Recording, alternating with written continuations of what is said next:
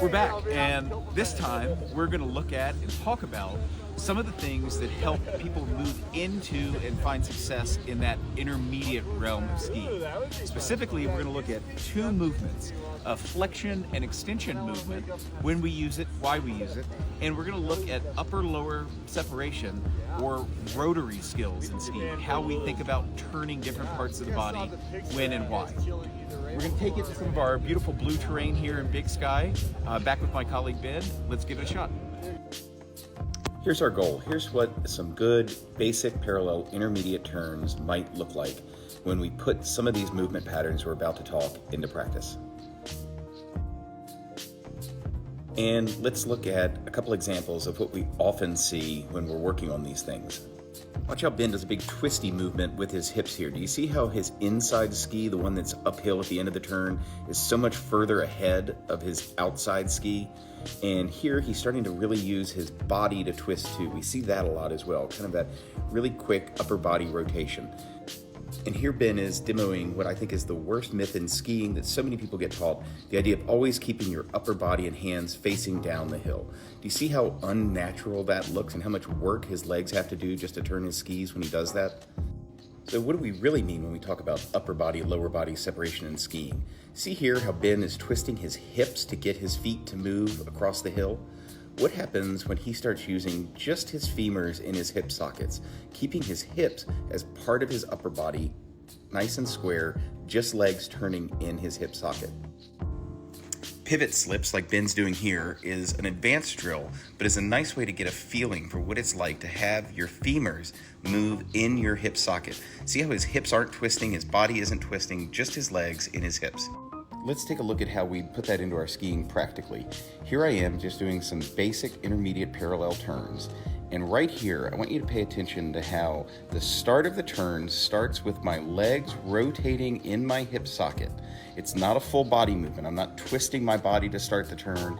I'm not twisting my hips to start it. Here, when we put it back into fluid skiing, you can really see that that movement is just a subtle rotation of the femurs in the hip socket at the start of the turn. That's all it takes. The next movement we want to talk about in intermediate skiing is a flexion and extension, an up and down movement. Here Ben is skiing as vertically as he can, almost no movement in his knee joints. He's skiing really tall. You can even see how he has to muscle the ski around. Now Ben's going to get as small as he can. Not easy for a guy that tall. See how he's getting really low on his skis? We really want you to try this. Most people don't think they can get that low, but you can. I want you to experience what it's like to really get to the bottom of your range of motion. Now let's slow it down and watch Ben do it. A gentle rise at the top of the turn. Do you see how patient he was? Followed by a flexion of the legs or a sinking into the boot at the bottom of the turn. Here's another drill that you can use to really get a feel for that motion. Ben's reaching down, touching his outside boot buckle, and then gently coming up. So he's touching it throughout the turn, right here, touching it, and then a gentle rise at the top of the turn, touching at the bottom of the turn, rising at the top of the turn. It's a great drill to find that range of motion.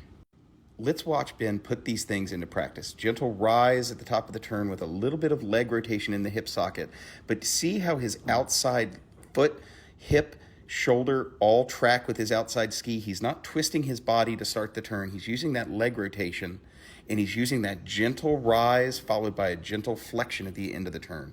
It's a really nice way to make a more fluid turn. So again, let's slow it down and look at it. Here I am flexing at the bottom of the turn. I even use my pole plant to initiate that gentle rise as I rotate my femurs in my hip socket. I let my outside foot, here it is on the left side, foot, hip, and shoulder track with my outside ski. They're moving together. I'm not twisting my body to start the turn. I'm not leaving my hips behind to start the turn or finish the turn. I'm using that gentle extension followed by a gentle flexion, and I'm using my legs in the hip socket to bring the ski around and create that rotation. Again, the goal of this is to help you feel more balanced and efficient and flowy. When we get these things down, skiing just feels better. Go out there and give it a try.